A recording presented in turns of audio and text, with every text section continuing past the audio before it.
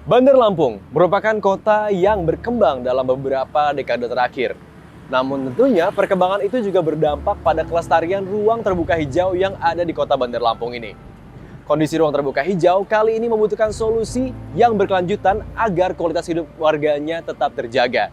Bagaimana kondisi selengkapnya dari ruang terbuka hijau yang ada di kota Bandar Lampung? Simak selengkapnya, inilah dia Untold Story. Tantangan terbesar yang dihadapi Bandar Lampung adalah penyusutan ruang terbuka hijau yang berkelanjutan. Lahan hijau yang sebelumnya memancarkan keindahan kini beralih menjadi zona-zona pemukiman dan bisnis yang padat. Penurunan luas ruang terbuka hijau secara signifikan ini tentunya mempengaruhi kualitas udara. Polusi udara yang meningkat berdampak buruk pada kesehatan penduduk dan lingkungan. Kemudian, kurangnya pepohonan dan peningkatan pemukaan beton menyebabkan suhu kota menjadi lebih tinggi. Padahal, ruang terbuka hijau memiliki peran penting secara ekonomi, sosial, dan juga lingkungan. Sebagai contoh, fungsi ruang terbuka hijau secara sosial adalah sebagai tempat berkumpul dan berinteraksi bagi masyarakat setempat.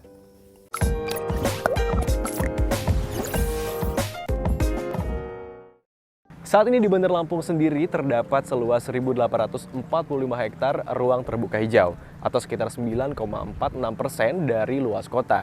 Sedangkan telah diatur dalam Undang-Undang Nomor 26 Tahun 2007 tentang penataan ruang serta pada Peraturan Kementerian PUPR Nomor 5 Tahun 2008 tentang ruang terbuka hijau bahwa proporsi ruang terbuka hijau dalam satu kota itu minimal sebesar 20% dari luas kota tersebut.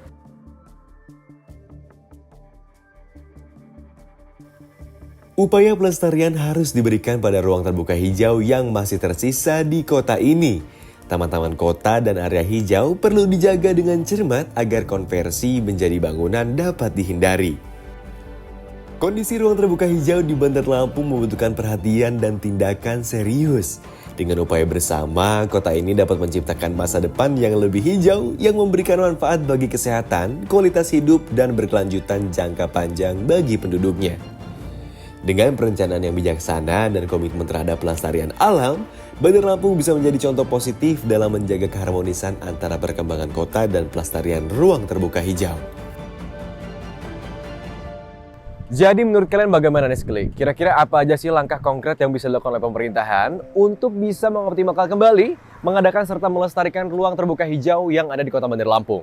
Jangan lupa untuk tulis komen kalian di bawah. Dan saya Muhammad Reza Farasya sebagai presenter beserta Muhammad Ikhwan sebagai kameramen. Pamit undur diri. Sekian di Untold Story kali ini. Assalamualaikum warahmatullahi wabarakatuh.